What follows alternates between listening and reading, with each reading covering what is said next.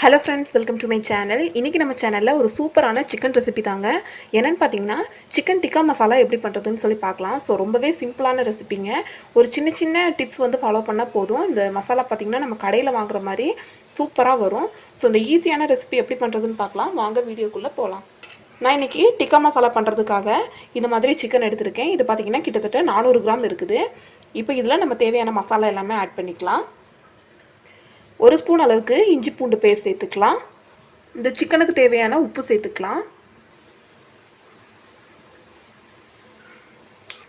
1/4 spoon அளவுக்கு மஞ்சள் தூள் சேர்த்துக்கலாம்.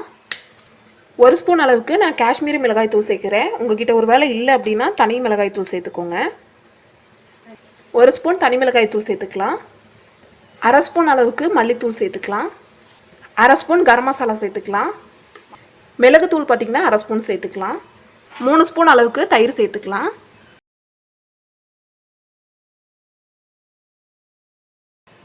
இப்போ எல்லாம் சேர்த்த பின்னாடி நல்லா மிக்ஸ் பண்ணிக்கலாம். உங்ககிட்ட ஒருவேளை தயிர் இல்லைன்னா ஒரு முட்டை சேர்த்துக்கோங்க, சரியாக இருக்கும். மிக்ஸ் பண்ணி விட்டுறலாம்.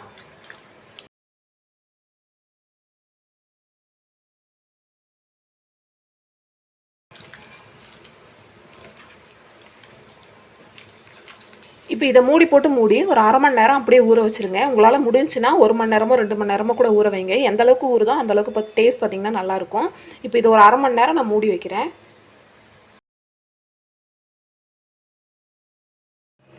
டிக்காவோட சிக்கன் பார்த்திங்கன்னா சூப்பராக ஊறிடுச்சுங்க. இப்போ நான் அடுப்பில் 1 ஸ்பூன் எண்ணெய் ஊற்றி வச்சுருக்கேன்.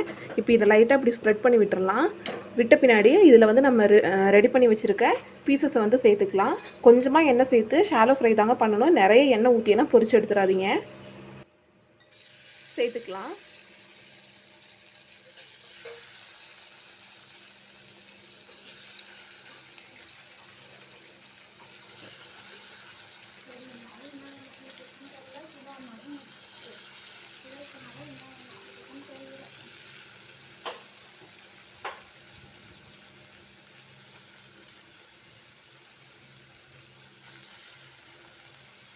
ஸோ இப்படி இதை வந்து மூடி வச்சிடலாம். மூடி வச்சிட்டிங்கன்னா பார்த்தீங்கன்னா ஒரு 3 நிமிஷம் நல்லா வெந்த பின்னாடி அந்த பக்கம் திருப்பி போட்டுக்கலாம். சேர்த்துக்கலாம்.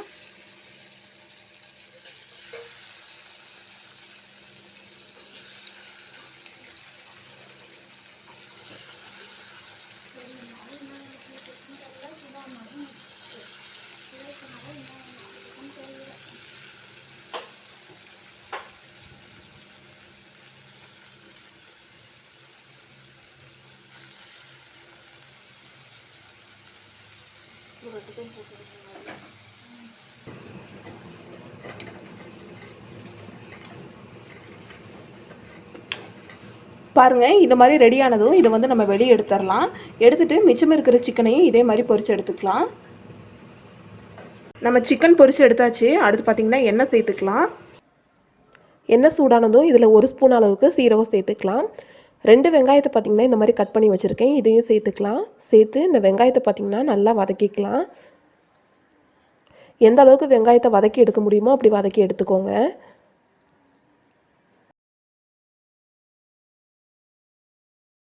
வெங்காயம் இந்த மாதிரி நல்லா வதங்கின பின்னாடி இதில் ஒரு பச்சை மிளகாய் இந்த மாதிரி கட் பண்ணி வச்சுருக்கேன். இதை சேர்த்துக்கலாம். கூடவே பார்த்திங்கன்னா ஒரு குடமிளகாயை இந்த மாதிரி மீடியம் சைஸில் கட் பண்ணி வச்சுருக்கேன். இதையும் சேர்த்துடலாம். 1 ஸ்பூன் அளவுக்கு இஞ்சி பூண்டு பேஸ்ட்டு சேர்த்துக்கலாம். சேர்த்து நல்லா மிக்ஸ் பண்ணிக்கலாம். இஞ்சி பூண்டோட பச்சை வாசமும் இந்த மிளகாயோட பச்சை வாசமும் போகட்டும். அந்த அளவுக்கு பார்த்திங்கன்னா நல்லா மிக்ஸ் பண்ணி எடுத்துக்கலாம். இந்த மாதிரி நல்லா வதக்கி எடுத்த பின்னாடி இதில் மசாலா சேர்த்துக்கலாம். 1/2 ஸ்பூன் அளவுக்கு மஞ்சள் தூள் சேர்த்துக்கலாம். 1 ஸ்பூன் அளவுக்கு தனி மிளகாய் தூள் சேர்த்துக்கலாம். 1/2 ஸ்பூன் அளவுக்கு காஷ்மீரி மிளகாய் தூள் சேர்த்துக்கலாம். 1/4 ஸ்பூன் அளவுக்கு மிளகுத்தூள் சேர்த்துக்கலாம். 3/4 ஸ்பூன் அளவுக்கு மல்லித்தூள் சேர்த்துக்கலாம். தேவையான அளவு உப்பு சேர்த்துக்கலாம்.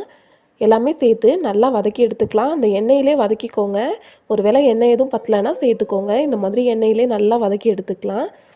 2 தக்காளியை பார்த்திங்கன்னா இந்த மாதிரி அரைச்சி எடுத்து வச்சுருக்கேன். இதை சேர்த்துக்கலாம்.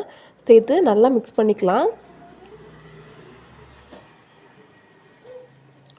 நல்லா கலந்து விட்டுக்கோங்க. தக்காளியோட பச்சை வாசமும் நம்ம சேர்த்த மசாலாவோட பச்சை வாசமும் போகிற வரைக்கும் நல்லா கலந்து விட்டுக்கலாம். இந்த மாதிரி நல்லா வதக்கி எடுத்த பின்னாடி இதில் தண்ணி சேர்த்துக்கலாம். நீங்கள் செய்ய போகிற அந்த மசாலாவுக்கு தேவையான அளவுக்கு தண்ணி சேர்த்துக்கோங்க. தண்ணி சேர்த்து நல்லா கொதிக்க விட்டுருங்க. இந்த மாதிரி ஒரு கொதி வந்த பின்னாடி இதில் வந்து நம்ம சிக்கன் சேர்த்துக்கலாம். நம்ம வறுத்து எடுத்து வச்ச சிக்கனை பார்த்திங்கன்னா இப்போ இந்த டைமில் இதில் சேர்த்துடலாம்.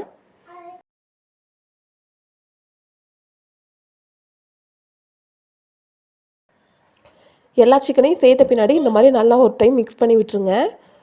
மிக்ஸ் பண்ணி விட்ட பின்னாடி இப்போ சிக்கனை வேக வச்சு எடுத்துக்கலாம். பாருங்கள், இந்த மாதிரி நல்லா திக்காகிற அளவுக்கு சிக்கனை வந்து வேக வச்சு எடுத்துக்கலாம். கிரேவியும் திக்காயிரும், சிக்கனும் பார்த்திங்கன்னா நல்லா வெந்து வந்துடும். இந்த அளவுக்கு நல்லா வெந்த பின்னாடி இதில் பார்த்திங்கன்னா நம்ம ஃப்ரெஷ் க்ரீம் சேர்க்கணும். நான் இன்றைக்கி மில்கி மிஸ்டோடது தான் எடுத்திருக்கேன். ஒரு 3 டேபிள் ஸ்பூன் அளவுக்கு சேர்த்தோம்னா சரியாக இருக்கும். இப்போ வந்து நான் 3 டேபிள் ஸ்பூன் அளவுக்கு பார்த்திங்கன்னா ஃப்ரெஷ் க்ரீமை இதில் சேர்த்துக்கிறேன். இந்த மாதிரி சேர்த்துட்டு நல்லா மிக்ஸ் பண்ணி விட்டுக்கலாம். இந்த ஃப்ரெஷ் க்ரீமோட வாசம் போகிற வரைக்கும் இது ஒரு 2 நிமிஷம் கொதிக்க வச்சு எடுத்திங்கன்னா சரியாக இருக்கும்.